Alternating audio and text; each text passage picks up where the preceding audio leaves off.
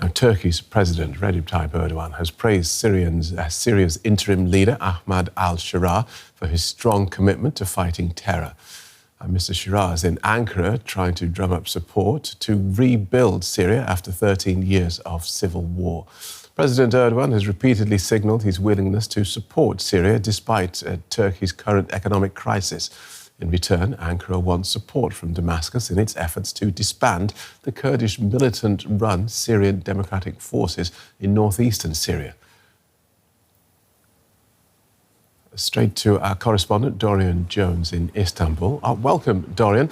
The two leaders have just been speaking to the press. What did we learn? Well, in fact, the two leaders were paying warm tributes to one another. This came after a very long meeting of over 3 hours. President Erdogan paid tribute to the Syrian president, Ahmed al-Sharaa, in his defeat of what he called the dark forces, bringing hope to a country, while Sharaa also paid tribute to Erdogan for the support that his movement received, the rebel movement in opposing Assad. He said that those are strong in the memories of the Syrian government. They paid tribute to the strong support which Turkey provided, which in many ways was key. In fact, Turkey was one of the few countries that stood by al-Sharaa and his Hayat Tahrir al-Sharaa movement to the very end. And both leaders were very keen to promised bonds of rebuilding the country ahead. Erdogan said all of his institutions, all the states of the Turkish state were now operating and at the disposal of Syria in helping this massive reconstruction. Meanwhile, and Sharaa also paid tribute to that support. But it's very interesting, there was no concrete signs of what that commitment will be. And it does appear that Sharaa is walking a bit of a balancing act. Before he came to Turkey, he went to Saudi Arabia. And that was seen as a very important symbolic move, a message to the Arab countries that Syria will not become a proxy of Turkey, which many Arab countries fear, given Turkey's support and its proximity to Syria. So I think he's walking a balancing act between both Turkey and the Arab world, and especially, as he will be aware, despite Turkey's offers of support, Turkey's crisis-ridden economy has very little money to give, and money is what Syria needs, and that is more likely to come from Saudi Arabia and the Gulf states. So what we are seeing now is a bit of a balancing act that Syria is balancing Turkey and the Arab world, in particular the oil-rich countries like Saudi Arabia. Let's talk about those Kurdish-led forces in northern Syria, which Turkey regards as a security threat.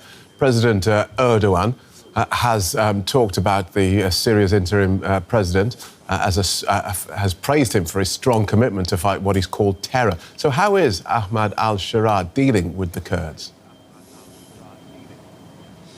Well, he's again walking a very careful line here. During the press conference, he said that they do discuss the question of security. This, he said, was a priority for Syria. He addressed what he said the problems faced in the north and east of the country, although he didn't name the Kurdish forces of the SDF by name. There's also the problem of Islamic State in that region as well. So he was very careful not to call out the Syrian Democratic Forces at the moment, because at the moment they are in negotiations. Damascus is reaching out to these Kurdish forces. They're trying to come to some kind of deal where they will give up their arms and possibly join a new Syrian army. But for now, at least, what we're hearing, certainly from Turkish reports citing Syrian government sources, those talks aren't going very well. The Syrian Kurds are very reluctant to give up their weapons for a government they have no say in. They're concerned about their security. So at the moment, there is pretty much deadlock. And I think a key factor here will be what the Americans do. They have an American military presence in Syria with the Syrian Kurds of the SDF. And that, in many ways, is seen as a guarantee of their security as well.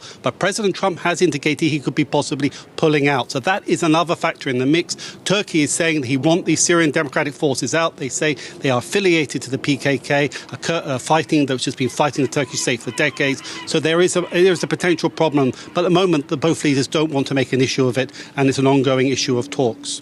Thanks for that, Dorian. Dorian Jones in Istanbul. So let's look at this with Guido Steinberg, who's a Middle East analyst and international terrorism expert from the German Institute for International and Security Affairs. Welcome back to DW, Guido. Let's start with, we know that Turkey backed Shara's HTS militia, but how well do Turkish officials know him and his organisation? They know him really well. At least the MIT, the military intelligence service of Turkey, and the military knows him simply because they have provided his organization, HTS, and the precursor organization, the Nusra Front, with weapons and possibly with Qatari money for ages now. And since 2017, the Turkish military has protected the rebel territory in Idlib province, where HTS was ruling from that year on. So they know him really well.